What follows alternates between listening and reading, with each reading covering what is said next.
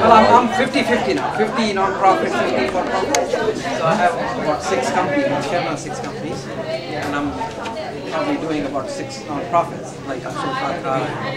And a lot of my stuff is on it's innovation, entrepreneurship, both in technology side, social innovation. This is a little bit more on the social innovation side, right? So it's really trying to bring the same discipline of the for-profit to the non-profit side. The non-profit, what happens is, for-profit is very Darwinian. I mean, if you have a restaurant, you don't serve good food for 2 weeks, you're out of business. In the non-profit world, you could do anything you want. You'll get away because the beneficiary does not have buying power. And so they don't have the same pressures. At the same time, they have a huge compassion. And the compassion is unbelievable.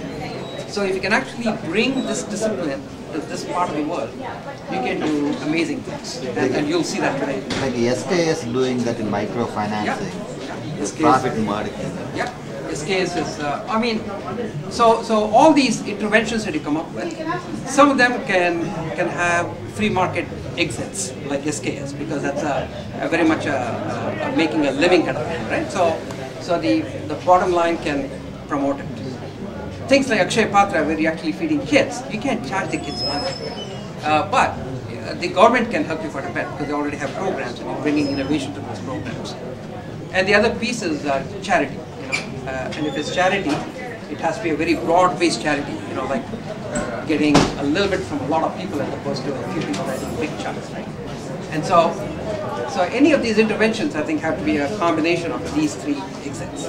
And this one would be a combination of very broad. That's why we're trying to build a very broad-based support for this program, so that it can go on for. But how is it different from midday meals in the most of the school districts in India? That's what this is. So the Supreme Court of India said that all kids have to be fed, and so they allocate about 2 rupee 50 paisa.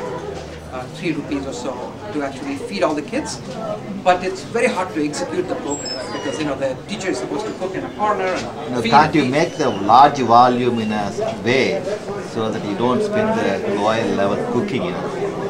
But also you can't do it for.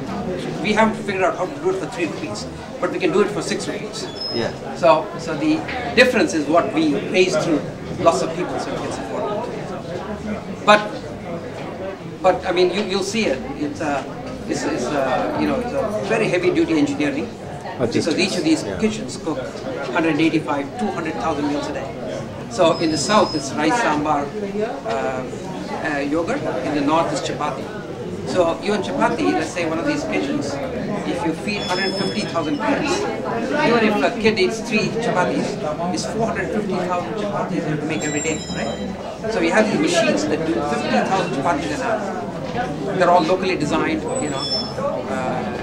There's just so much talent that if you give them the opportunity to it, they can solve it. And people are not scared, like in India, like when we were all there, 73, there was no technology, right? So doing anything used to be a big stretch, but now people in India are so comfortable with technology, with scaling, with management, and everything else. You just set the aspiration and get them some resources. They can solve some amazing problems. Great. Any NGOs in India for family planning? I think the government is pretty much given up. They don't want to get politically involved. Well, the best family planning program in India seems to be getting the average income up. Instead of like there's $1 a day people, there are $2 or $3.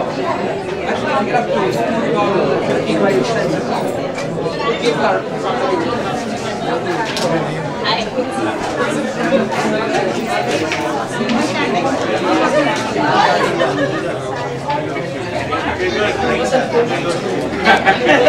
For a change.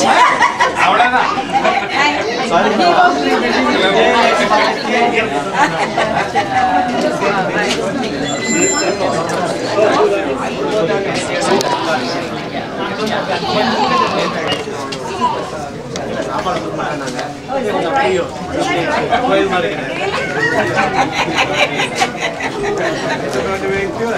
That's the rule. Eli, you're in trouble.